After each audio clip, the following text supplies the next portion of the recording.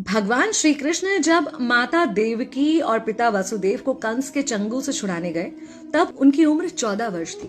उनकी माता ने उनसे पूछा कि बेटा तुम तो भगवान हो, तो तुम हमें पहले ही कंस के चंगुल से छुड़ा सकते थे, इतनी देर क्यों कर दी?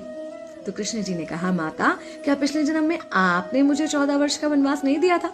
माता हैरान रह गई, बोली ये क्या कह रहे हैं आप?